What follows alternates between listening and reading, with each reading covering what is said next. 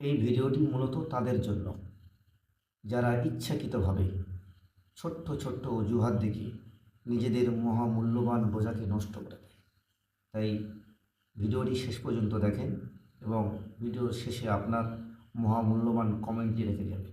এই যারা রোজা ভেঙে ফেলে তাদেরকে আপনারা এই হাদিসটা নিজেরা আজকে মুখস্থ করবেন, আর যারা ওই যে লাল কাপড় টাপড় লাগায় খায় এদেরকে এই হাদিসটা শোনায় দিবেন। পারবেন না ইনশাআল্লাহ? বাংলাটা মুখস্থ রাখতে পারবেন তো? বাস শেষের অংশটা মুখস্থ রাখলেই চলবে, শুধু শেষের জায়গাটা মুখস্থ রাখলেই চলবে। আমি বলছি মন দিয়ে শুনুন। রাসূলুল্লাহ সাল্লাল্লাহু আলাইহি সাল্লাম বলেন, আমি ঘুমিয়েছিলাম, স্বপ্নে দুই ব্যক্তি আমার কাছে এসেছে, আমার দুই বাহু ধরে আমাকে টেনে নিয়ে গেছে, দুর্গম একটা পাহাড়ের কাছে আনছে। ওই পাহাড়ের কাছে যাওয়ার পর আমি পাহাড়ের সামনে দাঁড়িয়ে রইলাম। আমাকে ওই দুইজন বললেন, আপনি পাহাড়ে ওঠেন। আমি বললাম, আমি উঠতে পারবো না। তারা দুইজন আমাকে বললেন, আমরা এই পাহাড়ে যেন আপনি উঠতে পারেন, এই ওঠাটা আমরা আপনার জন্য সহজ করে দিব, আমরা সাপোর্ট দিব, আপনি ওঠেন।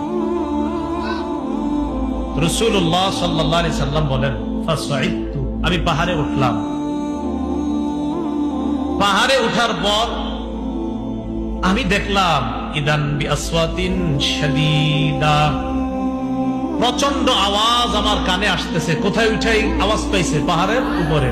রাসূলুল্লাহ সাল্লাল্লাহু আলাইহি সাল্লাম বলেন, হাত্তা ইদা কুনতু ফি সাওয়াইল জাবাল, যখন পাহাড়ের মাঝামাঝি জায়গায়, সমতল জায়গায় গেলাম, সেখানে গিয়ে ইদান বিআসওয়াতিন শাদীদা, প্রচুর আওয়াজ শুনলাম, ভয়ঙ্কর আওয়াজ, চিৎকারের আওয়াজ আমার কানে আসছে।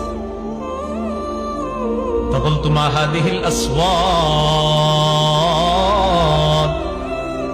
আমি প্রশ্ন করলাম, এগুলা কিসের আওয়াজ? ওই দুইজন জবাব দেয়, আহলিন নার, এগুলা জাহান্নামীদের চিৎকারের আওয়াজ।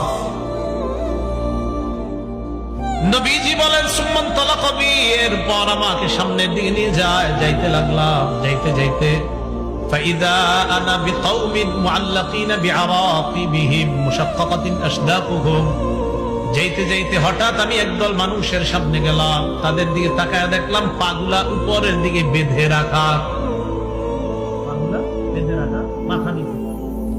আর কি দেখেন? পা উপরে মাথা নিচে।